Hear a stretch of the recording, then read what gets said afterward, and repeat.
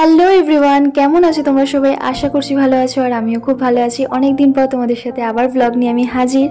তো চলো ব্লগটাকে স্টার্ট করা যাক বেশি কথা না বাড়িয়ে। আর এখানে আমি সকালবেলা ঘুম থেকে উঠে গেছি, আর দিনটা ছিল গণেশ পুজো। তো চলো এখানে একটুখানি আমি ফ্রেশ হয়ে নিয়েছি, আর কিছু খাইনি, ব্রেকফাস্ট করিনি, বিকজ পুজো দেবোই বললামই তোমাদেরকে। তো চলো এখানে আমি ঠাকুর ঘরে চলেও এসেছি, আর যেটা স্পেশাল গণেশ পুজোর লাড্ডু সেটা দিতেই হবে। আর এখানে ঘিয়ের প্রদীপ জ্বালাবো, তো তার জন্য একটু ঘি দিয়ে অ্যান্ড এখানে তোমাদের সাথে পুজোর ফাইনাল লুকটা শেয়ার করে দিচ্ছি কীরকম কি সাজিয়ে। আর এই যে আমাদের গনু বাবা। তো চলো এখন আমি করব লাঞ্চে স্পেশাল কিছুই নয়, জাস্ট মাছ ভাজা, কচুর শাক আর ডাল ছিল, আর ভাত অবভিয়াসলি। তো সেটা দিয়ে লাঞ্চ করে এখানে বেরিয়ে গেছি। আমি আর আমার বোন মিলে যাচ্ছি হচ্ছে একটা বৌদির বাড়ি। কেন যাচ্ছি একটু পরে তোমাদেরকে বলছি। আর যেতে যেতে যে গণেশ পুজোগুলো হচ্ছে সেগুলো তোমাদের সাথে শেয়ার করে দিচ্ছি। আর এই যে আমার বোন। তো চলো, আর এসছি বেসিক্যালি আমি সামনেই পুজো, জানোই তোমরা। এই বৌদি, আমার যে বৌদি আছে, এই বৌদি হচ্ছে কুর্তি বিক্রি করে।